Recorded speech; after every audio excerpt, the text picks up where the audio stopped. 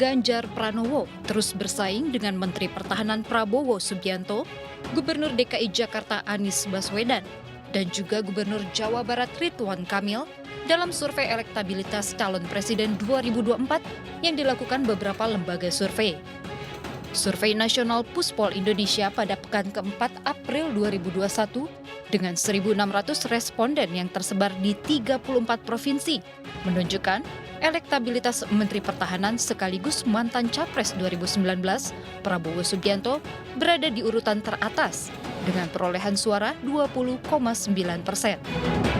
Diikuti Anies Baswedan 15,4%, Ganjar Pranowo 13,8%, Sandiaga Uno 7,1%, serta Ridwan Kamil dan Agus Harimurti Yudhoyono sebanyak 4,9%.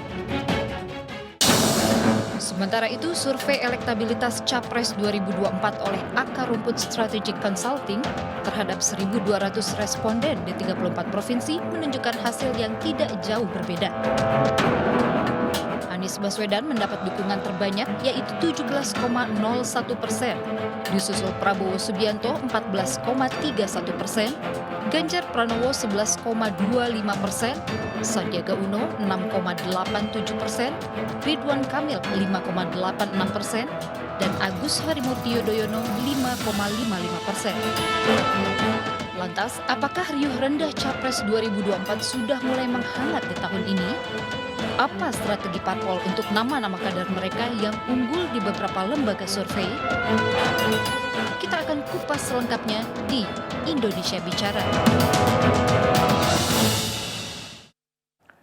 Ya, menanti Capres ideal masih menjadi tema kita malam ini di Indonesia Bicara, dan di segmen kedua ini saya akan berbincang dengan dua narasumber yang sudah terhubung melalui sambungan Zoom call. Saya sapa dulu, yang pertama ada Bang Henry Satrio, Direktur Kedai Kopi. Selamat malam Bang Henry. Selamat malam. Iya, apa kabar? Aduh, baik nih ya. Mentang-mentang namanya Kedai Kopi, bajunya hitam nih kayak kopi. Saya dengar Kedai Kopi itu singkatan kelompok diskusi dan kajian opini publik Indonesia. Oke deh ya, masuklah joknya dikit ya. Oke, saya sapa juga ada Bang Deddy Sitorus dari politisi PDIP. Apa kabar Bang Deddy? Kabar baik. Sehat ya Bang ya? Malam, pemirsa. Iya. Baik, Bang Deddy dan juga Bang Henry, kita bicara mengenai Capres ideal. Ini Corona belum kelar, tapi kita udah ribut-ribut nih. Nggak ribut-ribut sih, cuman ya isunya, dinamikanya lumayan berkembang akhir-akhir ini. Saya ke Bang Deddy dulu. Kalau akhir pekan lalu kita tahu Bu Mega sempat bilang bahwa semua, saya baca dulu ya biar nggak salah kalimatnya ya, kepada seluruh kader PDIP bahwa mereka semua adalah petugas partai. Dan bagi yang tidak mau bekerja silakan mundur. Bang Deddy, apakah ini ada kaitannya dengan yang terjadi antara Puan dan Ganjar? Sama sekali nggak ada hubungannya. Baik. Karena kalau dibilang terkait dengan Ganjar dari sisi mana? Karena Ibu Ketua Umum itu, Ibu Mega, menyentuh soal para petugas partai. Ini saya jelasin dulu. Konsep petugas partai menurut konstitusi PDI Perjuangan adalah aparatur ideologi. Ya, bukan aparatur dalam artian bawahan atau pesuruh gitu ya. Nah, Bu Mega sedang mengingatkan para kader-kader yang menjadi petugas partai dalam artian diberi amanah oleh partai untuk berjuang atau menduduki jabatan-jabatan publik. Nah, itu yang sedang diingatkan oleh Ibu Mega. Jadi tidak ada terkait dengan urusan antara Mas Ganjar dan pengurus-pengurus yang lain kemarin itu. Tapi kalau publik menafsirkan bahwa ini terkait apa yang terjadi ketika Mbak Puan ke Jawa Tengah memberikan seperti apa tadi, ada kumpul seperti itu, tapi Pak Ganjar tidak ada, dan akhirnya ada statement Bu Mega seperti ini.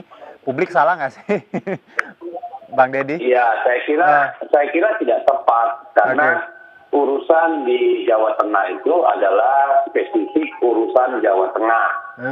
Soal bagaimana partai, struktural partai dengan para petugas partai, artinya kader partai yang duduk di jabatan-jabatan publik itu berinteraksi, berkomunikasi, bersinergi satu sama lain. Jadi tidak ada urusannya dengan pengurus pusat atau katakanlah partai secara keseluruhan.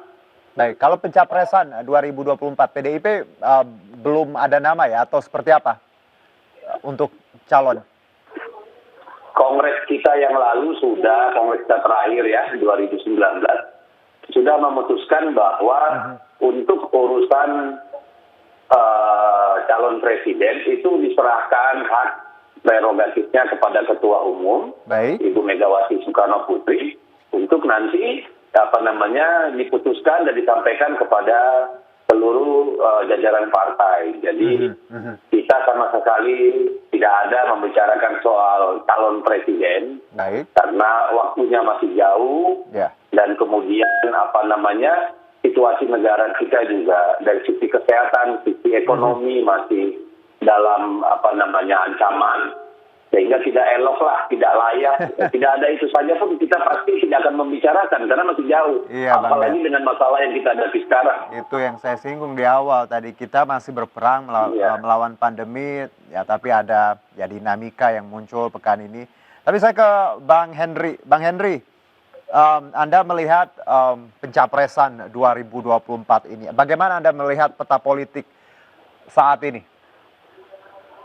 Kalau peta politik saat ini memang masih cair ya, bahkan ada beberapa hal yang menurut saya muncul ke permukaan tapi tidak perlu dibicarakan, seperti wacana presiden 3 periode.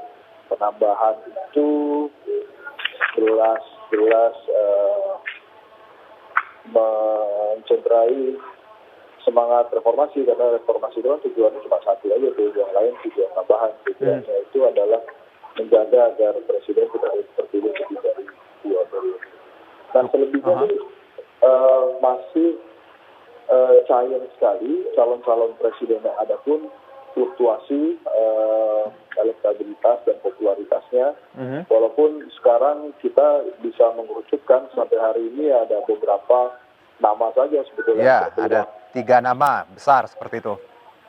Ya, ada 3 nama besar. Terus plus lagi kan para petinggi partai ya, seperti Erlangga Hartarto, kemudian Pak Puan Maharani.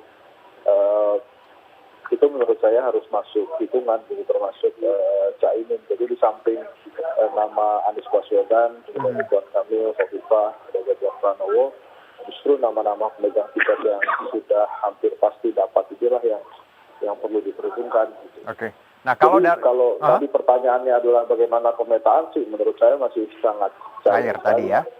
Nah, kalau bicara peta politik masih sangat cair karena memang 2024 masih ada waktu seperti itu. Nah, kalau bicara dari survei Kedai Kopi sendiri, Bang Henry, ada nama-nama yang cukup mencolok ya. Kalau saya tidak salah ada Pak Anies, Pak Ganjar, Ridwan Kamil, even Pak Prabowo. Ini yang teratas nama-namanya siapa saja, Bang Henry?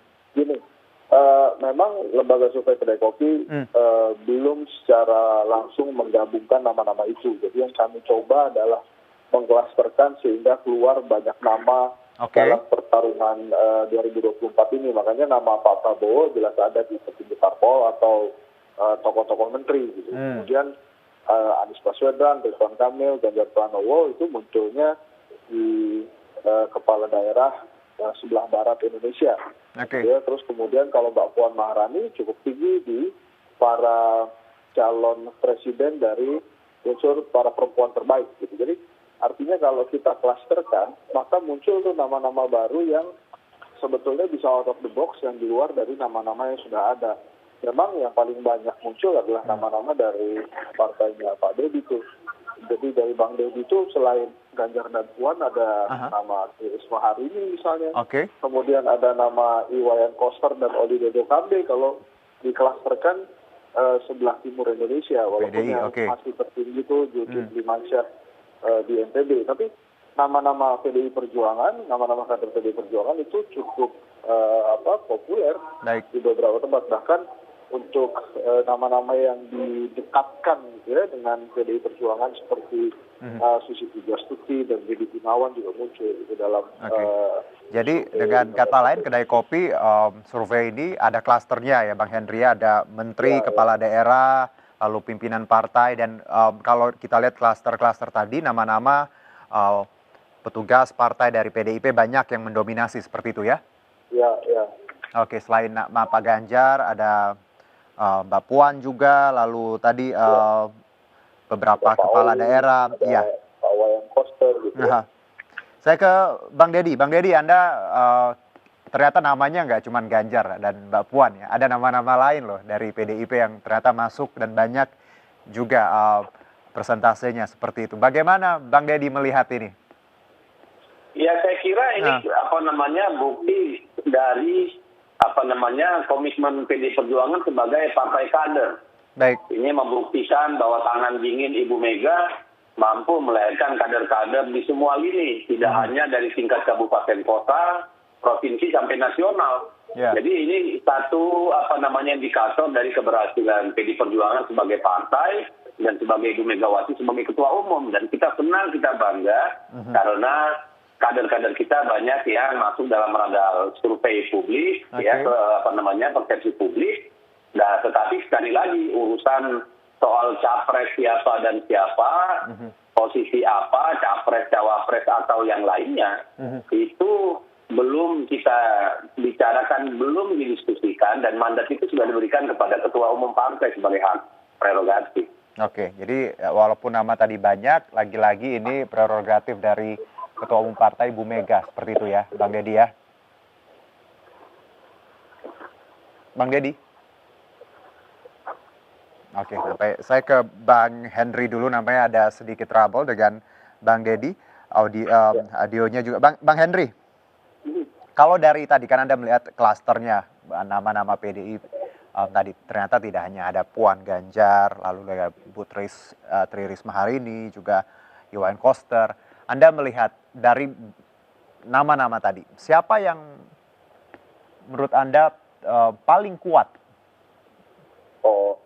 Gini, sebetulnya 3 nama saja yang menonjol dari PDI Perjuangan saat ini, kan ada Puan Maharani, sebetulnya ada 5 sih, saya ulang ya. Jadi gini, ada 5, ada Ganjar Pranowo, ada Puan Maharani, ada Tri Risma hari ini, ada Gibran Rakabuming, dan yang satu lagi itu nama Megawati Soekarno Putri sendiri. Kenapa mesti saya sebut Megawatinya? Karena satu, secara tren internasional, jago-jago tua atau politikus senior itu cukup mendominasi kali ini. Bahkan di Amerika, Trump itu diganti oleh Joe Biden yang sama-sama senior. Nah, dan kemudian sebagai ketua umum, Ibu Megawati punya yang melebihi kader-kader yang lain. Nah, kalau di PDI Perjuangan memang ciri khasnya itu mereka hanya usung satu nama, jadi dari Kongres terus sampai akhir itu hanya satu nama, sehingga bersama-sama, walaupun bisa saja terjadi perubahan di ujung seperti saat 2014 lalu nama Megawati Soekarno Putri digantikan oleh Pak Jokowi. Tapi Mas Cino, ada satu hal yang juga bisa kita tanyakan nanti ke Bang Deddy. Ada satu permasalahan, ada satu tantangan atau satu persoalan PDI Perjuangan yang belum selesai sebelum kita membicarakan siapa capres dari PDI Perjuangan ini. Apa itu? Ini tentang siapa penerus Megawati Soekarno Putri. Maka karena ini belum selesai, maka cukup panas juga pencapresan itu. Karena siapa yang harus diambil pengaruhnya, itu yang belum terlihat. Siapa yang akan menggantikan Ibu Mega, apakah Mbak Puan atau Mas Prabowo atau Mas Rizky Pratama, itu kan sampai hari ini belum jelas juga. Sehingga apa yang terjadi di Semarang waktu itu, menurut saya mungkin ada kaitannya dengan suksesi pengganti Ibu Megawati. Nah, itu juga mungkin kita bisa tanyakan ke Mas Deddy. Sebenarnya kali ini di PDI Perjuangan itu fokusnya ke pemilihan capres dulu, atau mempersiapkan pengganti Ibu Mega gitu. Atau dua-duanya simultan berjalan bersama. Sampai saat ini sih memang Ibu Mega masih sehat walafiat, alhamdulillah. Tapi juga saya rasa sebagai partai yang menamakan dirinya ada demokrasinya, saya yakin pasti akan mempersiapkan suksesi dan kelanjutan organisasi dengan menentukan kira-kira siapa yang menjadi ketua. Saya langsung ke Bang Deddy. Bang Deddy, kalau tadi ada pertanyaan dari Bang Henry, fokus PDIP untuk saat ini, apakah ya tadi untuk pencapresan di 2024 masih jauh, atau mungkin terkait ketua umum, posisi ketua umum setelah Ibu Mega siapa? Atau memang ya masih terlalu dini untuk membahas dua hal itu? Ya kita ini suka tidak sabaran ya. Oke. Karena pemerintahan sekarang aja masih berumur 3 tahun 9 bulan, tapi kita sudah lompat ke sana kemari gitu kan. Saya ingin sampaikan bahwa sebagai partai kita masih fokus pada bagaimana membantu pemerintah, membantu bangsa ini keluar dari pandemi yang sangat mengancam, bagaimana memobilisasi kekuatan kita, kekuatan nasional kita agar bisa menghadapi tantangan ekonomi yang sangat berat ini. Baik. Kalau soal presiden tadi saya sudah sampaikan, di samping masih jauh sekali waktunya, ya itu mekanismenya kita sudah punya dan terbuktikan selama ini prosesnya berjalan dengan baik. Apalagi untuk penggantian ketua umum, saya kira juga masih jauh banget buat kita bicarakan hari ini. Saya ingin sampaikan kepada pemirsa juga, kepada kawan-kawan semua bahwa dalam 1 tahun selama pandemi ini aja, ya itu ada 100 kali rapat, ya, yang dihadir langsung oleh Ibu Ketua Umum. Jadi bayangkan betapa kalau 1 bulan, 1 minggu, 1 tahun ada 52 minggu, berarti seminggu 2 kali rapat. Yang Ketua Umum langsung datang ikut dalam rapat. Itu belum rapat-rapat lain yang dilakukan oleh DPP partai. Jadi kita tidak punya energi, tidak punya kemewahan waktu untuk berandai-andai, berasumsi, menghayal soal pilpres atau soal kepemimpinan PDI Perjuangan. Marilah kita fokus pada hal-hal yang lebih ada di depan mata kita yang menjadi tantangan bagi kita semua. Saya setuju karena kita fokus energi kita harus kita sinergikan bersama, karena yang kita lawan saat ini tadi perbaikan ekonomi, pandemi ya Bang Deddy, dan hal-hal yang tentunya terkait dengan kesejahteraan bangsa. Nah, tapi satu Bang Deddy, sebelum saya akhiri segmen ini, kira-kira yang menjadi pertimbangan dari PDIP sendiri untuk seorang calon pemimpin, garis besar saja, seperti apa? Kalau seorang pemimpin tentu yang pertama dia tentu harus kelihatan punya punya ikatan ideologi yang kuat. Artinya orang yang memahami cita-cita politik PDI Perjuangan, memahami akar sejarahnya, memahami visinya ke depan, pemilihnya, itu tentu satu keharusan. Jadi kader yang mumpuni, petugas partai namanya. Artinya the best among equals lah, pasti calon yang diajukan itu yang terbaik. Yang kedua, tentu harus juga memiliki track record, rekam jejak untuk mengatasi masalah-masalah yang dihadapi oleh bangsa ini. Kalau tidak punya track record, tentu tidak mungkin dong tiba-tiba lompat dari mana diajukan jadi calon presiden, kan itu tidak mungkin. Yang ketiga, tentu orang ini harus mengakar dalam artian dikenal oleh masyarakat, mampu berinteraksi, mendengar, memahami apa yang menjadi harapan masyarakat Indonesia. Dan yang keempat menurut saya tentu mengerti bagaimana menjawab tantangan-tantangan yang ada ke depan. Dan yang kelima mengerti esensi dari politik, dari ideologi, yaitu kemakmuran bersama dan Indonesia Raya itu, NKRI.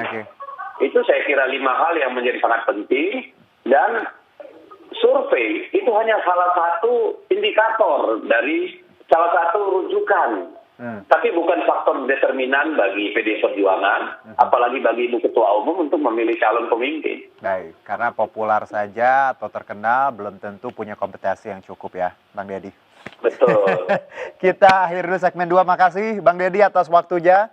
Ya, salam untuk teman-teman di PDIP, sukses, sehat-sehat, dan juga nanti kita masih coba untuk gali insight dari Bang Henry di segmen selanjutnya. Jadi Bang Henry masih bersama kita di Indonesia Bicara. Kita jeda dulu, tetap bersama kami.